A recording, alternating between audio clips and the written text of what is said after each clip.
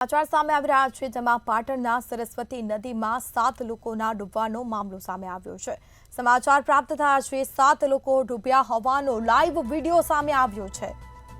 ઘટનાનો video viral થયો છે જેમાં ગણેશ વિસર્જન સમયે 7 લોકો ડૂબ્યા હતા અને જેમાં એક જ પરિવારના 4 લોકો સહિત 7 લોકો ડૂબ્યા હતા। તો 4 લોકોના મોત થયા છે ડૂબવાથી।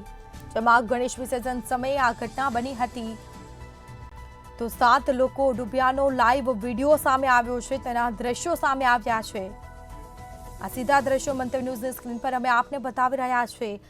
ગણેશ વિસર્જન સમયે જ આ ઘટના બની અને જેમાં 4 લોકોના મોત થયા છે ડૂબવાથી।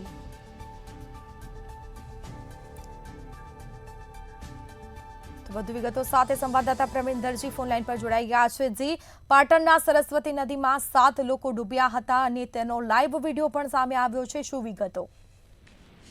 ચોક્કસ જો વાત કરીએ સ્મિતા, તો પાટણ શહેરની અંદર ગણેશ વિસર્જન દરમિયાન પાટણની સરસ્વતી નદીની અંદર મોતને ભેટેલા 4 પ્રજાપતિ પરિવારના જે સભ્યો હતા તેઓને હાલમાં જો વાત કરીએ તો પરિવારો દ્વારા સાંત્વના આપવામાં આવી હતી। ત્યારે આજે જો વાત કરીએ તો આ ગણેશ વિસર્જન દરમિયાન જે 7 લોકો ડૂબવાનો વિડીયો હતો એ લાઈવ વિડીયો સામે આવ્યો છે। કારણ કે અહીંયા જે અન્ય લોકો પણ ગણપતિજીનું વિસર્જન કરવા આવ્યા હતા ત્યારે તેઓ લોકો દ્વારા જે વિડીયો બનાવવામાં આવી રહ્યો હતો તે વિડીયો આજે મીડિયા સામે આવ્યો છે। અને જો વાત કરીએ તો બુધવારે જે એક પરિવારના 4 સભ્યોથી સહિત 7 સભ્યો સરસ્વતી નદીમાં ડૂબ્યા હતા, જેમાં માતા, 2 પુત્ર અને તેના મામા સહિત 4 સભ્યોના ડૂબવાથી મોત નીપજ્યા હતા।